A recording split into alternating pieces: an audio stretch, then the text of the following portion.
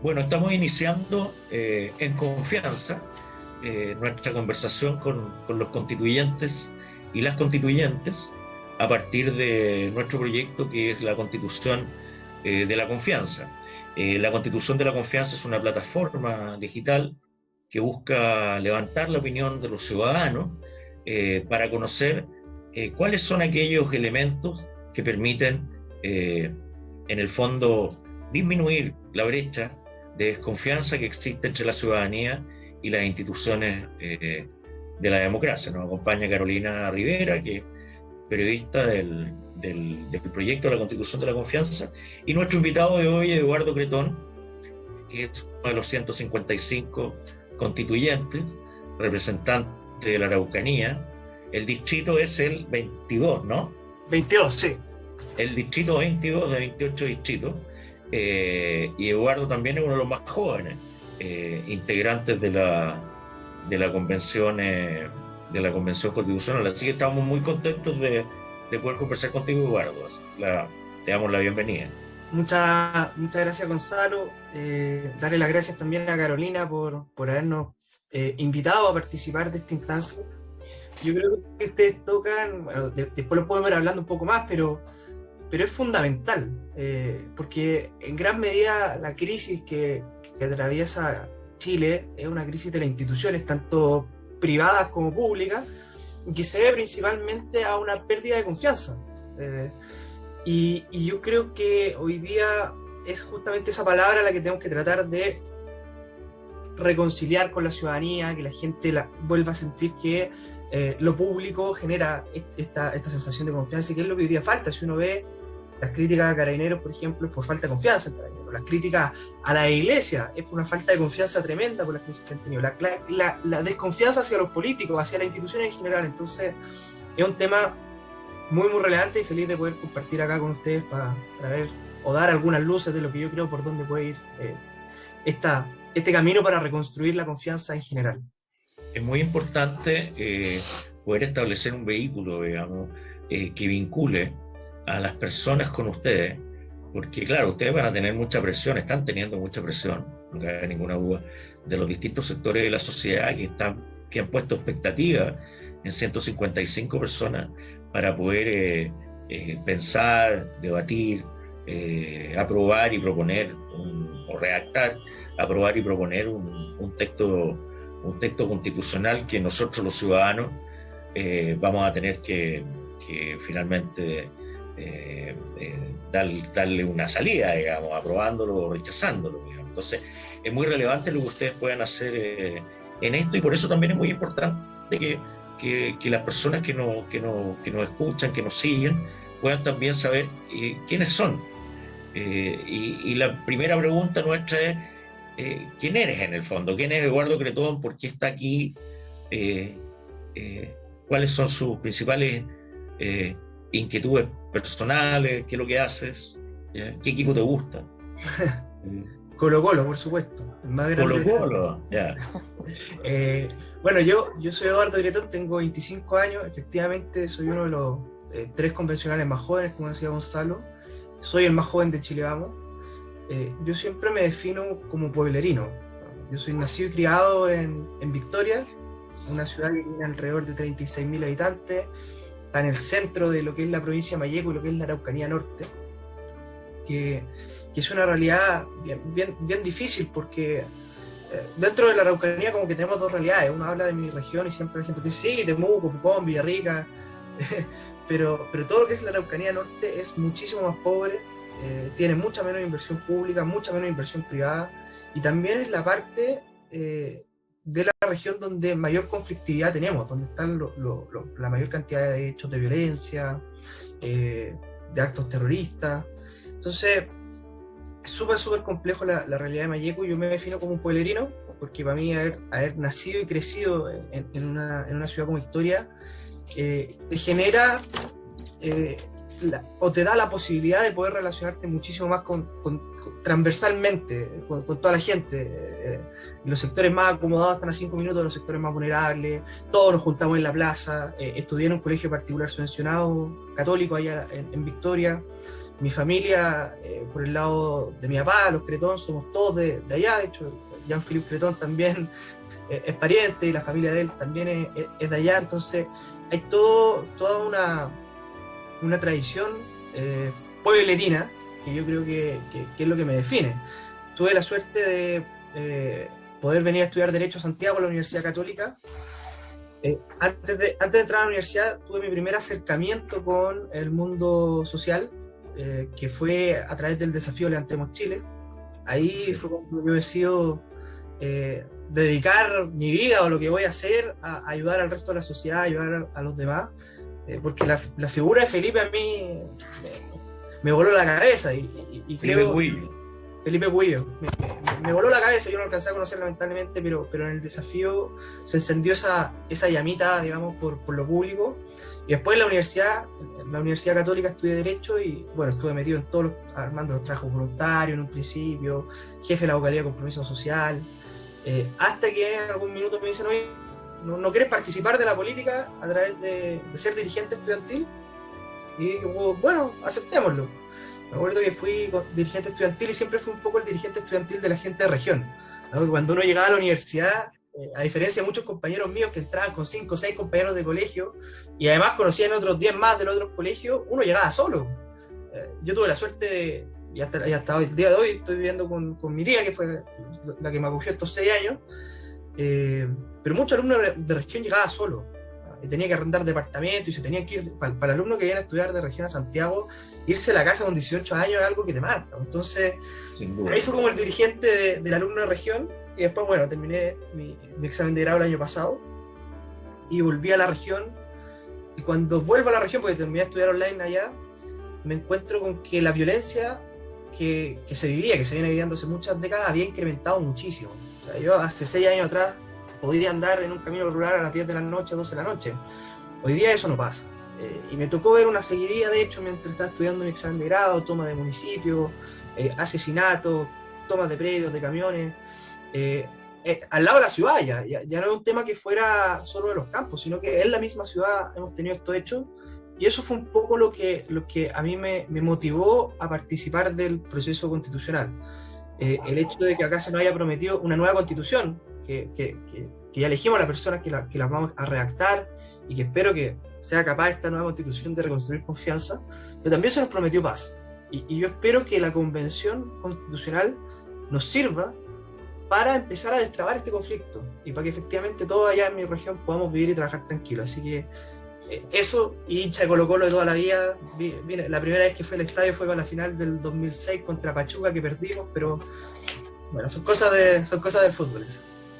Y me imagino que vas a comer a Capitán Pastene.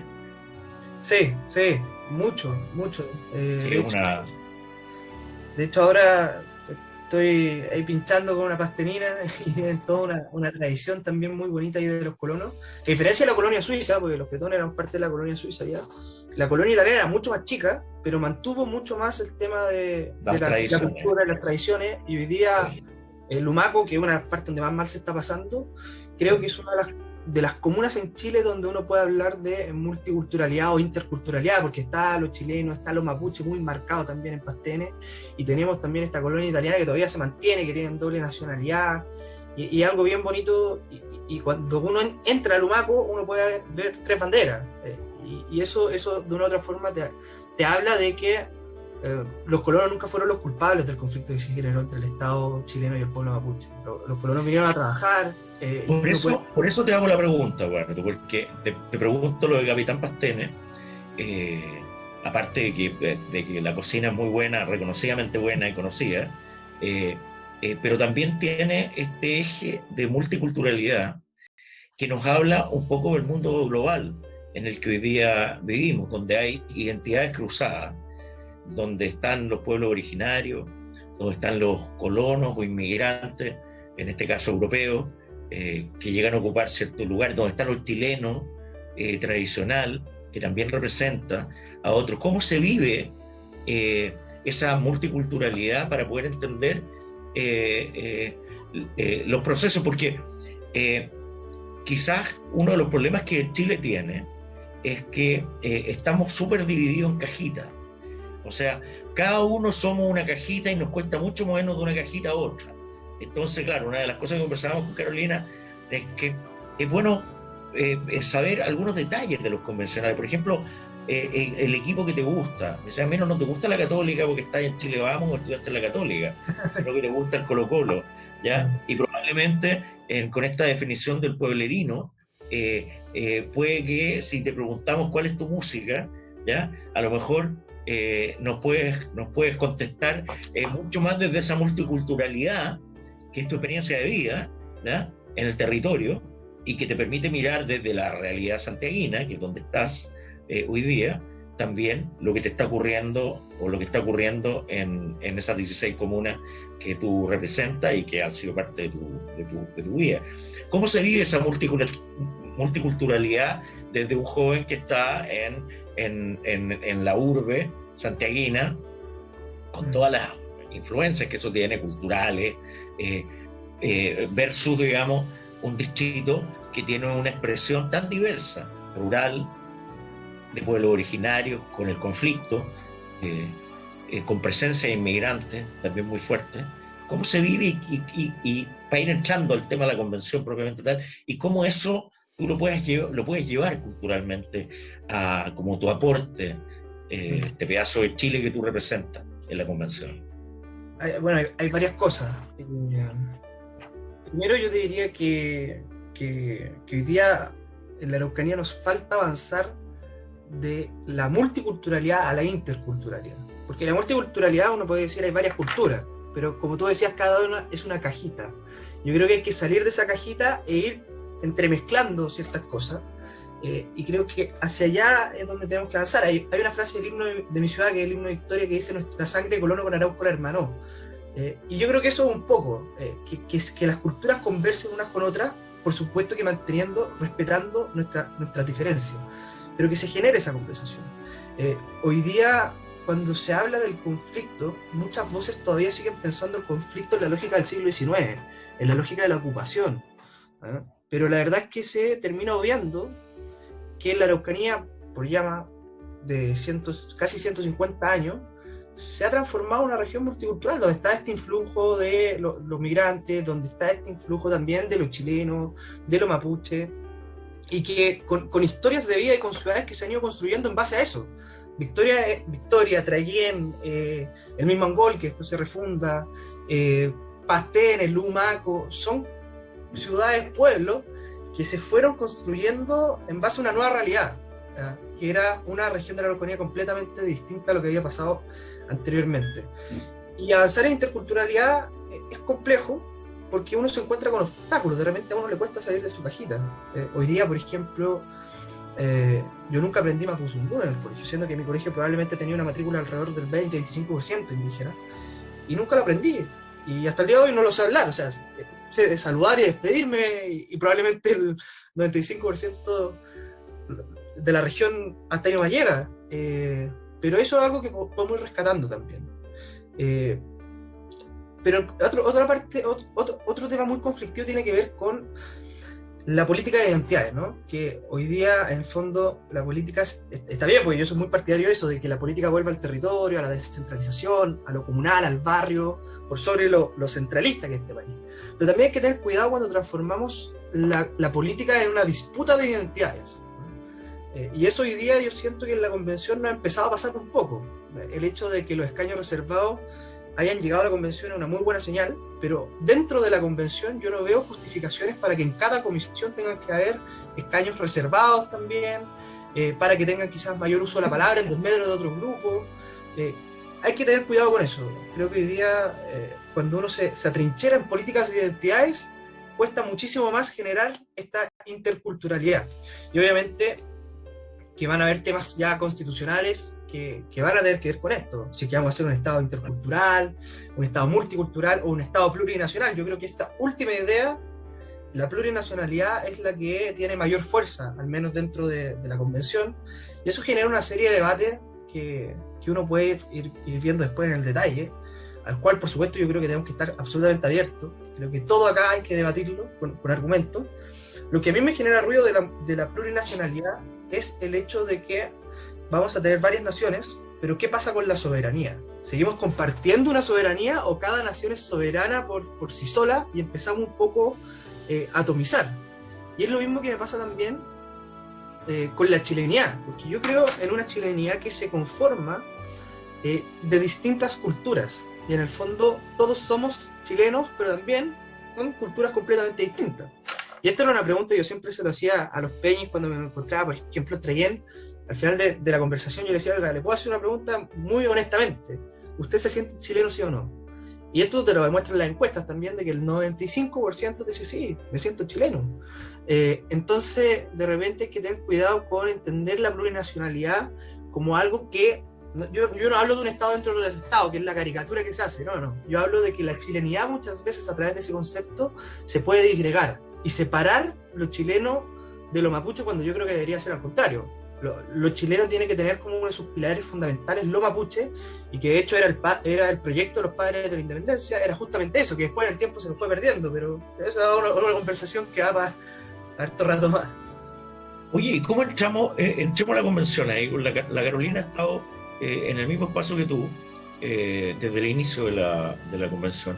Y es bueno conocer ahí, Carolina, quizás qué es lo bueno, lo malo, los desafíos. Sí, como que ha sido que destaca de esta semana, que ha sido lo más desafiante, cómo ha sido el trabajo también con los que conforman tu bancada, siendo el más joven también. Bueno, yo voy a partir por la última. En la bancada yo me siento bastante cómodo porque de una u otra forma hay mucha experiencia en esa bancada. Figuras como Rodrigo Álvarez, que es profesor de mi facultad, desgraciadamente nunca me hizo clases, pero hay mucha experiencia en figuras como Rodrigo, como la Marcela, como los Panzer que yo le puse, que son los Harry Jürgensen, los Lucho Mayol, pero también hay mucha parrilla nueva, y yo creo que eso es bueno para mi sector, porque yo soy el más joven, pero tenemos también a la Connie Juve, tenemos a Ricardo Neumann, que lo ha hecho muy bien, la Cate Montalegre, está Ruggiero Cosi también por ahí. Entonces hay también una bancada o una patrulla juvenil que yo creo que tiene el enorme desafío de reconstruir un relato de la derecha que le vuelva a hacer sentido a la inmensa mayoría de los chilenos. Eso tiene que ver mucho con que la derecha genere un relato que vaya más allá de lo económico, que genere un relato político, que entienda que el modelo del mercado no es un fin en sí mismo, sino que hay fines muchísimo más importantes, y que volvamos a reconstruir confianza con el electorado, porque yo creo que hoy día justamente porque le ha ido mal a la centro derecha es porque ha habido una pérdida de confianza en nuestra propia gente, en nuestro propio electorado, y eso es algo que obviamente las nuevas generaciones tenemos que empezar a reconstruir. ¿Tú lo has sentido, perdón, en la convención? ¿Tú has sentido esa especial distancia, digamos, entre el sector y los convencionales, digamos, y la ciudadanía, quiero decir? Yo creo que esa distancia se notó en la elección. O sea, nosotros nunca pensamos que íbamos a tener 30, y si sumamos todos los independientes de Chile Vamos, somos 37. Yo creo que ni en el peor escenario se pensó eso. Y obviamente se debe a un contexto circunstancial donde hay un voto castigo muy fuerte. Y ese voto castigo, por supuesto, que se debe a algo, a cosas que se han hecho mal, a pérdidas de confianza, a falta de relato político, y eso obviamente es algo de lo que nos tenemos que hacer cargo.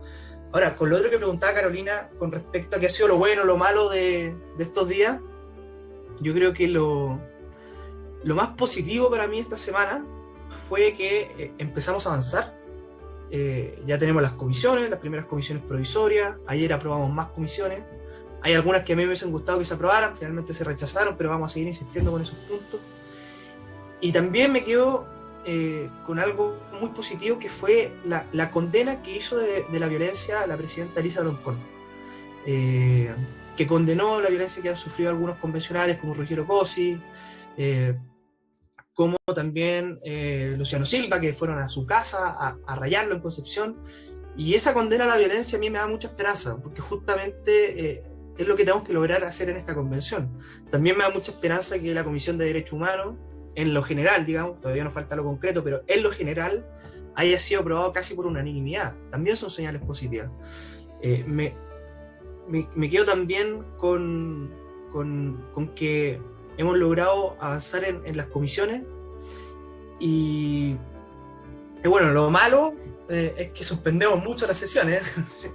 Es parte también de lo que queda. Rescatar también algo positivo. Yo creo que lo positivo siempre hay que rescatarlo es... pues lo malo es que las declaraciones de Baradit, que dijo que bueno que ellos estén sufriendo violencia también. Una declaración que no colabora en nada. Lo bueno es que el mismo Baradit es capaz de reconocer su error y asumirlo frente a todos. Y eso también es positivo. Entonces, cuando se empiezan a generar estas cosas, uno empieza a ver que hay ciertas luces de que esto puede avanzar. Ustedes le pusieron suspensión constitucional, leí por ahí. Hay un hashtag ahí de varios de los que tú has nombrado. Lo que pasa es que hemos estado en sesiones, de repente con suspensión de sesiones 7 horas, 5 horas, entonces es complejo, pero también hay que dar el beneficio a la duda de que esto está recién avanzando. Pero yo espero que ya con las comisiones funcionando, cuando elijamos el resto de la mesa, estos errores no se vuelvan a cometer. Se han cometido errores también de anular una votación, volver a votar, entonces hay que tratar de evitar caer en eso y que esto sea lo más pulcro posible. Eduardo, ¿qué otras dijiste que te gustaría haber aprobado otras comisiones? Mira, dame un segundo que...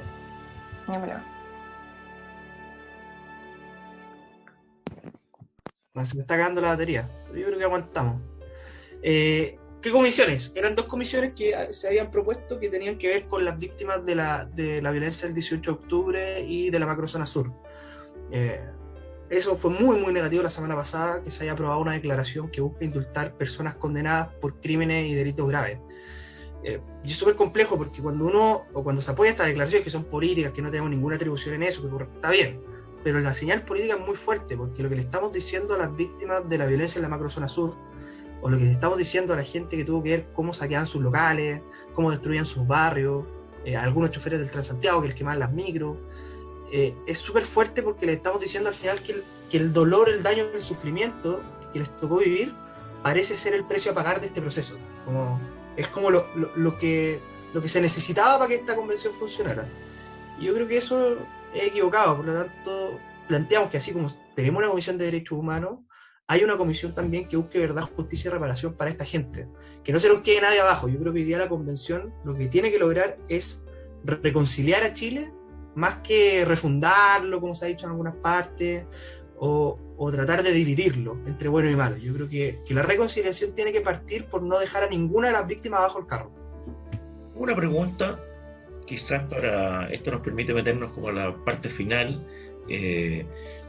atendido también la situación de tu batería, digamos. Entonces, que tiene que ver con la confianza. Y yo creo que te pediría una reflexión sobre la confianza, atendido quizás una síntesis de lo que has dicho en esta conversación. O sea, cómo la ruralidad se siente parte de Chile, cómo el mundo de los pueblos originarios se siente parte de Chile. Tú has enarbolado la idea de la descentralización en tus artículos y en fin, donde has escrito, pero también lo has señalado ahora cuando identificas las características del distrito 22. Y también respecto del rol de la convención. ¿Hasta dónde, cuáles son los bordes de esa convención en ese contexto de la confianza? ¿No estará llenando la mochila la convención con demasiados temas que están fuera del encargo que los chilenos le hicimos? Oigan, debatan sobre una nueva constitución y propongan, ¿no? Al punto de generar comisiones que se hagan cargo de cuestiones que tienen elementos de la contingencia. Te lo pregunto porque quizá tú también lo señalas como que ese es un factor de vínculo que también puede ayudar al propósito final. Sí. Y quizás puede ser ese el camino, pero te lo dejo ahí abierto para una reflexión amplia. Primero con los de las comisiones, yo ayer rechacé prácticamente todas las comisiones que fueran de contenido, porque estamos hablando de comisiones provisorias para armar un reglamento provisorio. Todo lo que tuviese que ver con participación de los pueblos indígenas, con transparencia, todo eso lo aprobé, pero había algunas de derechos lingüísticos. Al final no se aprobó ninguna, gracias a Dios, de contenido, porque yo creo que nos fuimos dando cuenta que tenemos que tener el reglamento. Entonces yo rechacé todas esas y lo único que aprobé que no fuera relacionado al reglamento propiamente tal era lo de los derechos humanos y los de las víctimas de la violencia, aunque creo que para partir el proceso no los podemos dejar a ninguna fuera. Pero claro, yo espero que ahora que tenemos pocas comisiones, tenemos 8 comisiones en total, empecemos a trabajar y a darnos un reglamento, que es lo primero para empezar a trabajar. Y la confianza es un temazo. Yo creo que la confianza parte primero por ser honesto intelectualmente. Uno tiene cierta idea, ciertos principios, y esto al final del día es un debate de ideas de principios. Parte también por reconocer que la persona que tengo al frente es un legítimo otro, que podemos tener ideas distintas, pero es un legítimo otro. Hoy día hay mucho en la convención, sobre todo a los que somos de Chile, imagínate, yo tengo 25 años, soy de la UD, imagínate los estereotipos que tengo que tener encima, pues entonces de repente me achacan a mí un montón de cosas que yo tengo nada que ver. Entonces yo creo que para construir confianza tenemos que reconocer que al frente tenemos un legítimo otro, que podemos tener ideas muy distintas, pero que es un legítimo contendor con el cual tenemos que conversar y tratar de generar acuerdos. Los 2/3, que lo que busca al final del día son amplios acuerdos, tiene un espíritu en base a la confianza, en decir, oye, yo no voy a estar de acuerdo con todo, pero también confío en que tú vas a recoger lo que yo estoy diciendo. Y eso también es importante. Lo otro tiene que ver, la confianza con la descentralización se entrelaza en el sentido de que mientras más cerca esté la gente de la toma de decisiones, o mientras más cerca esté la gente del Estado, va a sentir mayor confianza en las instituciones. Por algo los alcaldes hoy día son las personas mejor evaluadas, porque están más cerca de los vecinos. Y yo creo que esa lógica centralista ha generado también, o ha aportado mucho a que tengamos desconfianza hacia lo estatal. ¿Por qué? Porque tenemos burócratas sentados en Santiago haciendo políticas públicas para la región de la Araucanía, que es una realidad completamente distinta. Entonces, creo que es importante acercar a la gente la toma de decisiones para generar evidentemente mayor confianza. La transparencia es un tema que hoy día tiene que estar sí o sí. Mientras más transparencia haya, más confianza se genera en la ciudadanía. Y por último, yo creo que este es el gran tema de la confianza, que muchas veces lo dejamos a un lado porque caemos en esto que es más bien la transparencia o la descentralización son temas. Pero al final, el gran tema de la confianza tiene que ver con 2 cosas, y esto es una visión que tengo yo muy personal, digamos, pero uno tiene que ver con recuperar un ethos moral en la política. Como que se nos ha olvidado que la política tiene mucho que ver con la moral. Y acá no quiero decir, oye, no, que los valores, no, con un ethos moral, con gente virtuosa. Antiguamente los presidentes de Chile eran muy queridos porque representaban la virtud. Eso en el último tiempo, claro, representaban la virtud, representaban un ethos moral público, y eso se ha ido perdiendo. Hay que recuperar esa idea de que la política tiene que ver mucho con la moral. Yo soy muy fanático de Václav Havel, que fue presidente de Checoslovaquia, que habla mucho de esto y tiene unos textos pero maravillosos. Y también con evitar de que los políticos caigan en la tentación del poder. Hoy día nosotros vimos que en las últimas 3 décadas tuvimos una clase política que se acostumbró mucho a vivir a costa de esto y que dejó un poco de lado lo que era el servicio público. A mí me gusta mucho también Jorge Alessandri cuando decía el Estado se viene a servir y no ser servido. Bueno, eso es algo que tenemos que recuperar, un ethos moral en la política sí o sí. Y también, el tema fundamental con la confianza tiene que ver con el bien común. La idea de bien común yo creo que es el primer paraguas de toda la confianza, porque el bien común finalmente es el bien de toda la sociedad. Y lo que deberían hacer las instituciones públicas, lo que deberían hacer las constituciones, es buscar justamente ese bien común. Y ese bien común obviamente tiene un sentido de patriotismo, un sentido de comunidad muy potente, y cuando los políticos estén más en la búsqueda del bien común que del bien particular, se va a generar confianza. Cuando las instituciones del Estado trabajen por un bien común, se va a ir generando confianza. Entonces yo creo que la descentralización, la transparencia, recuperar el ethos moral, todo eso se enmarca en el fondo en que se recupere la idea de bien común en el debate político. Hoy día creo yo que hay una visión de que el bien común es más bien como el conjunto de aspectos materiales que cada uno necesita por separado. Entonces vamos a tener un bien común en el sentido que el Estado nos dé cierta...